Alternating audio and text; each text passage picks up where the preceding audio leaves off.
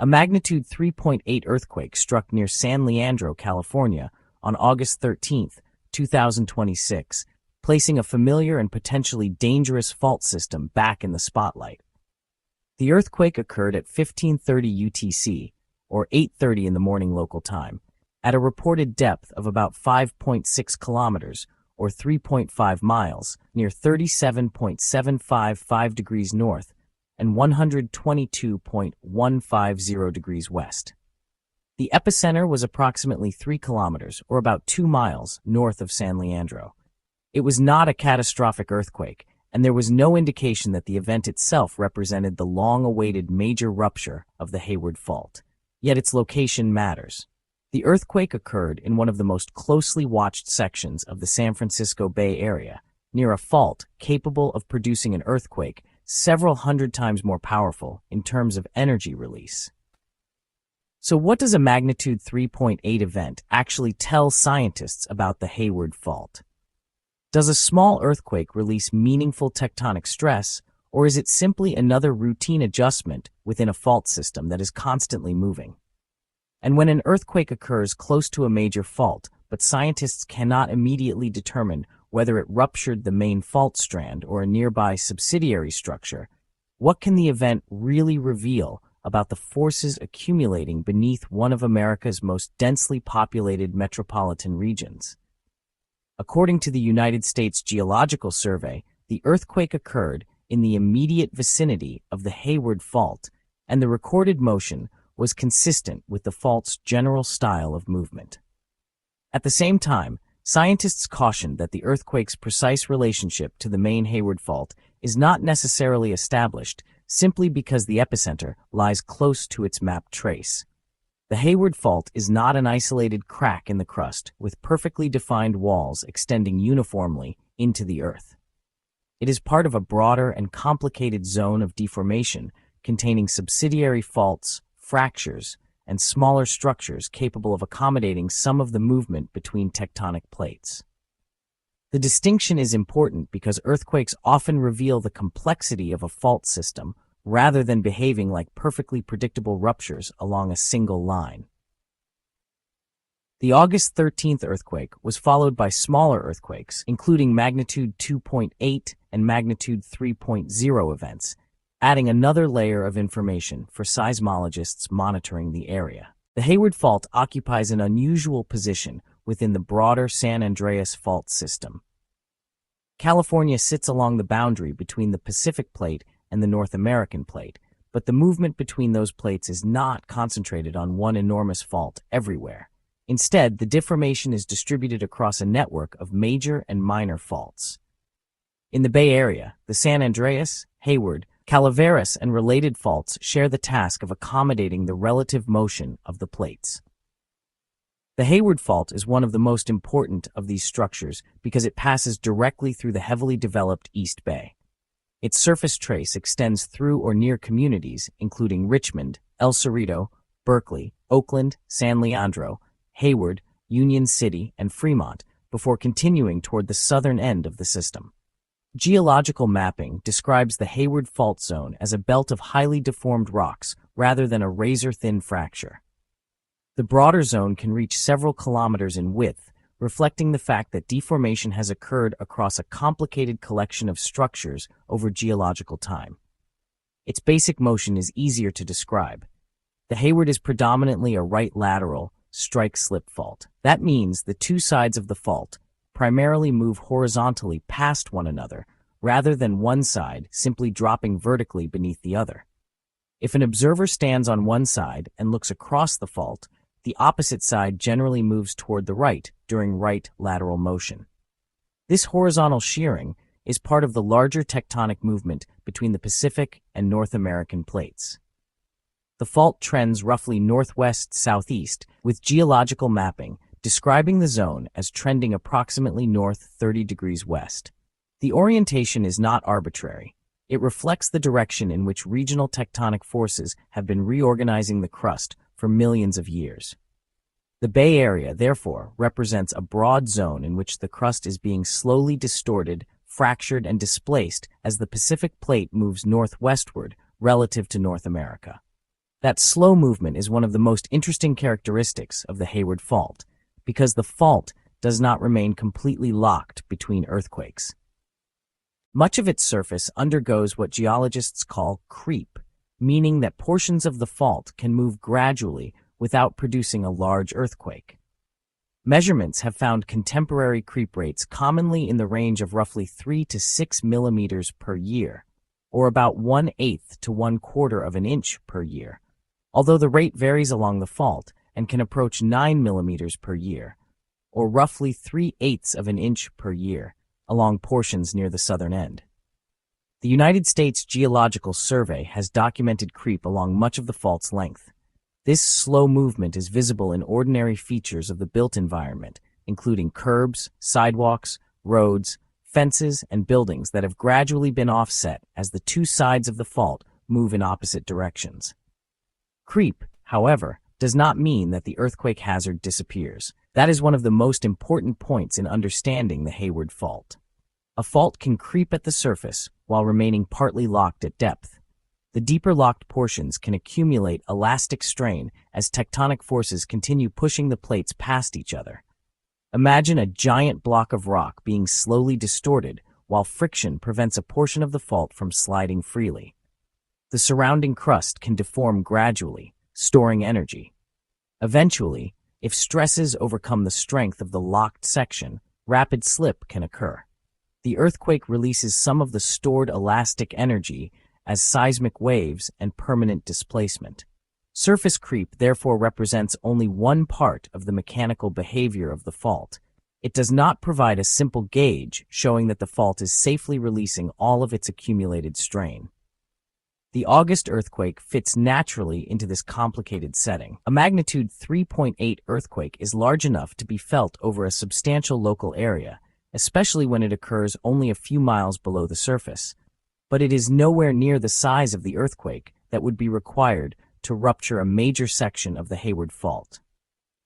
Earthquake magnitude is logarithmic, meaning that an increase of one whole magnitude unit corresponds to roughly 32 times more energy release. The difference between magnitude 3.8 and magnitude 6.8 is therefore enormous. It is not simply a matter of the larger earthquake being 3 points higher on a scale. The energy involved is thousands of times greater.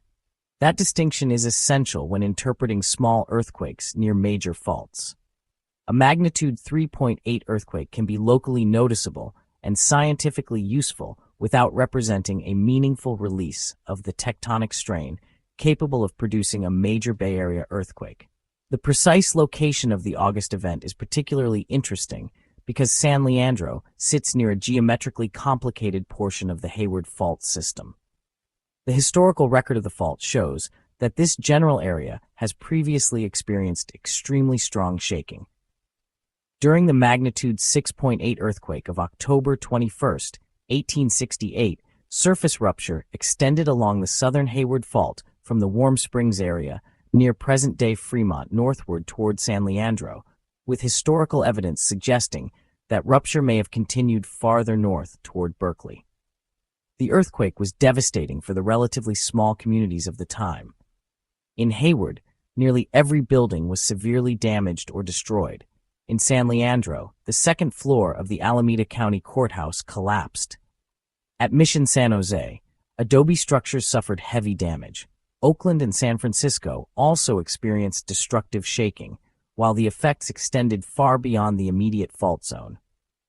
The 1868 earthquake is estimated at magnitude 6.8, although historical magnitude estimates necessarily contain uncertainty because modern seismometers did not exist.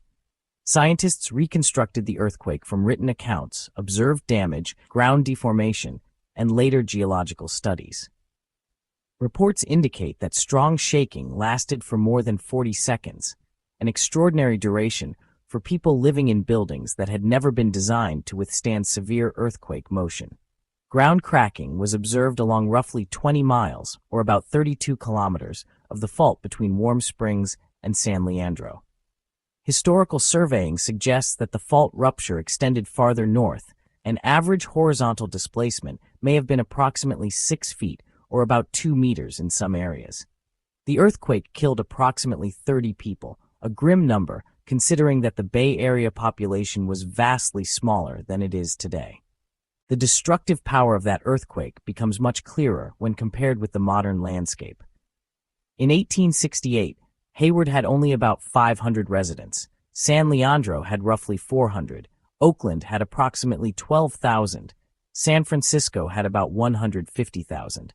Today, the East Bay contains millions of people, extensive transportation networks, major bridges, pipelines, electrical systems, water infrastructure, hospitals, schools, industrial facilities, and dense concentrations of homes and businesses. The physical fault has not become more dangerous because the cities have grown, but the consequences of a large rupture have become much greater because vastly more people and infrastructure now occupy the region exposed to strong shaking. This is one reason scientists regard the Hayward Fault as one of the most consequential earthquake sources in the United States. There is also an important historical complication involving the earthquake of June 10, 1836. For decades, that event was frequently associated with the Northern Hayward Fault, and older geological literature treated it as another major Hayward earthquake. More recent historical and seismological work has challenged that interpretation. Some USGS research concludes that the 1836 earthquake probably occurred farther south, somewhere east of Monterey Bay, rather than on the Northern Hayward Fault. That uncertainty matters because earthquake recurrence estimates depend heavily on knowing which earthquakes actually ruptured which sections of a fault. If an earthquake is incorrectly assigned to a particular segment, the apparent interval between major ruptures can be misleading. Scientists therefore do not simply count old earthquake dates and divide by the number of events. They combine historical documents with trenches, displaced sediments, fault scarps, liquefaction deposits, radiocarbon dating, and other geological evidence. Those geological investigations have produced a much longer record than written history alone can provide. Excavations across the Hayward Fault have identified evidence for strong prehistoric earthquakes extending back hundreds and even thousands of years. Some events are estimated to have reached magnitude 6.3 or greater. Studies of the southern Hayward Fault have identified evidence for several earthquakes occurring before 1868, including events whose estimated ages fall around 1730, 1630, and 1470.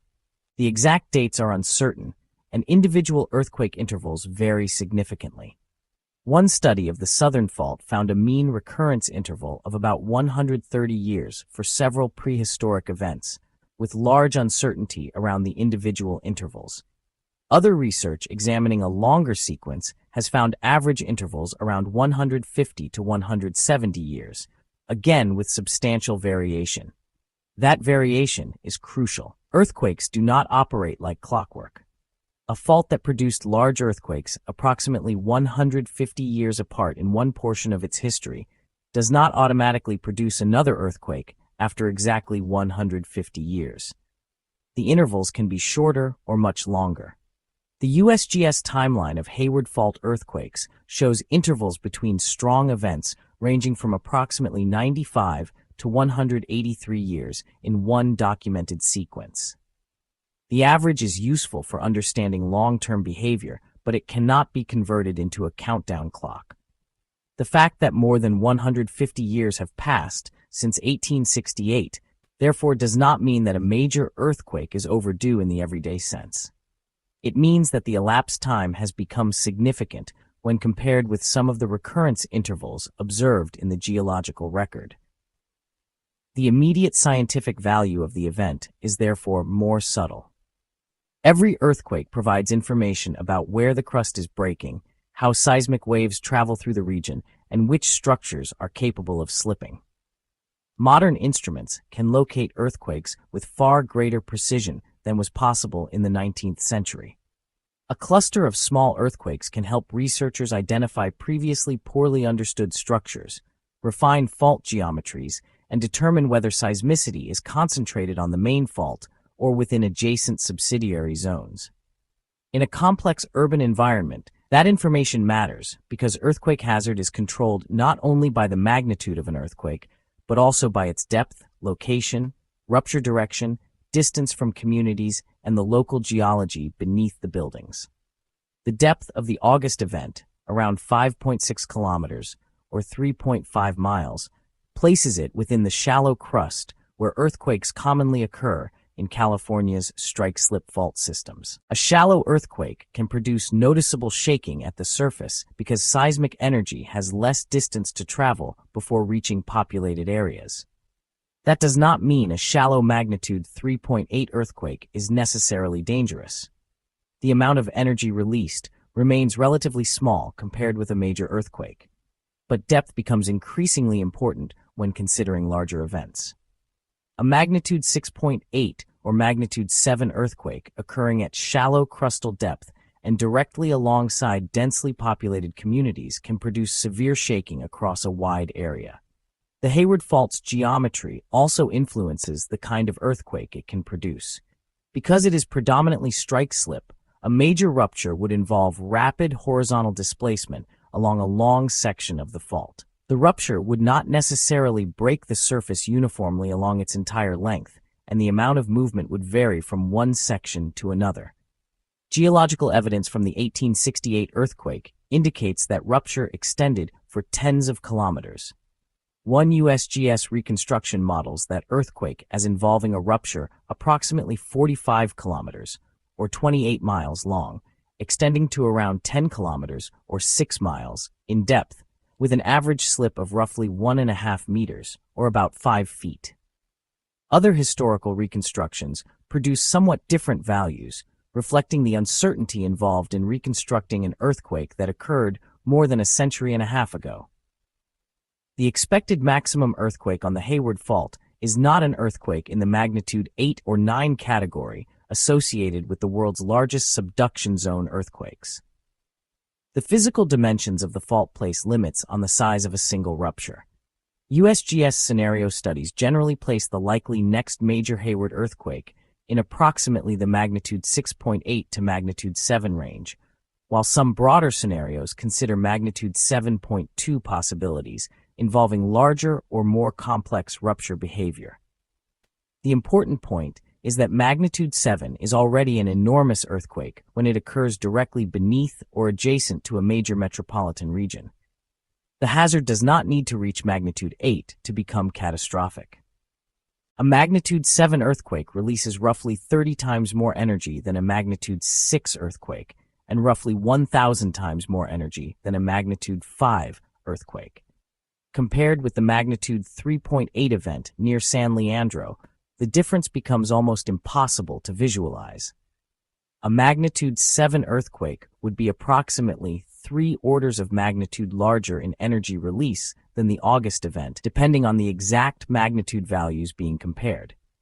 That difference illustrates why a small earthquake should not be interpreted as having meaningfully emptied the fault's earthquake potential. The small event releases energy, but the amount is tiny relative to the energy involved in a major rupture of a long, locked section. Scientists have also developed detailed computer simulations of magnitude 6.8 and magnitude 7 earthquakes on the Hayward Fault. These scenarios examine how shaking could propagate through the East Bay and surrounding Bay Area, depending on where a rupture begins and which direction it travels. The simulations show why the location of the earthquake matters enormously. A rupture starting near Oakland, for example, can generate a different distribution of shaking from one beginning farther north near San Pablo Bay or farther south near Fremont.